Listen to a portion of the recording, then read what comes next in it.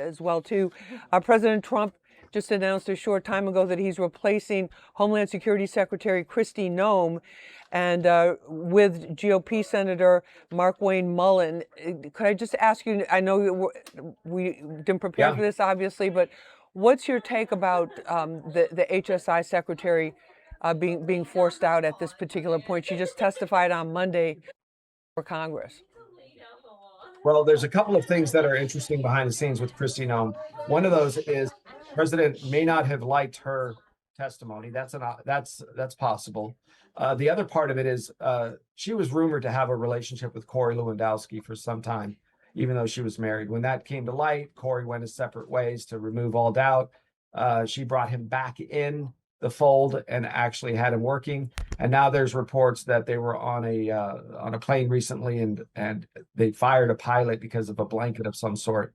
So Corey wanted a blanket. The pilot didn't have it on board. I mean, just something silly, but really went viral. And I don't know if the president is thinking that Kristi Noem, as well as I think she's done an amazing job and really has stood firm for what her role is. Maybe she's a bit of a distraction, and the president can't use that right now.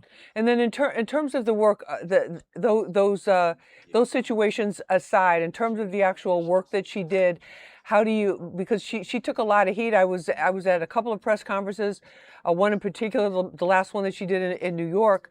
And I mean, the questions were brutal. You know, she was accused of having blood on her hands for what she was doing with ICE and all of these other things. And she kept her cool at which I don't think anyone else could have done under those circumstances. But in terms of the other work that she had done, like I said, these brewing scandals or allegations aside, what do you think of how she handled that, or could that have played a role in her getting removed?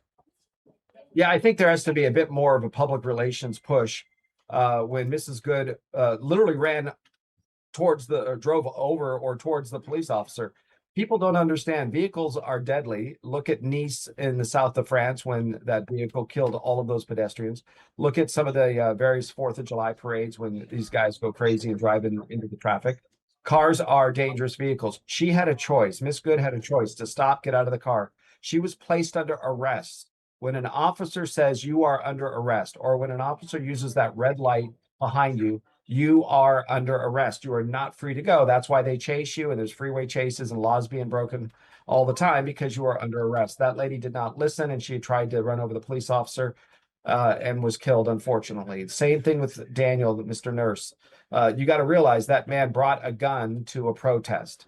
I'm all for the Second Amendment. And in fact, I think it should be broadened even more so than in some of these blue states. But you don't understand when you go to something like that, and they keep saying he was a nurse. He should have brought a first aid kit to assist people. Right. Should have brought a paramedic kit. Instead, he was terminated as a nurse because of his crazy behavior. If you look the week before, he had the same thing going on. So I think there needs to be a lot more public relations down this road. The problem is they don't want to character assassinate the victims because they're victims. Right. And it's sad and they're family people, and I get that. But it's not a one-way street. You're not supposed to sit there and take all the barbs like former presidents have. Look, President Trump doesn't do that, right? I mean, it started with Rosie O'Donnell in the past. If you throw something at him, he's going to throw it back. Like it or not, that's part of his personality. And I think that's what puts people back on their heels, and they're more apt to properly criticize. And I think probably Homeland Secretary Kristi Noem may not have run that properly. Here's the other part that's the important. There's a very slim majority in the Senate.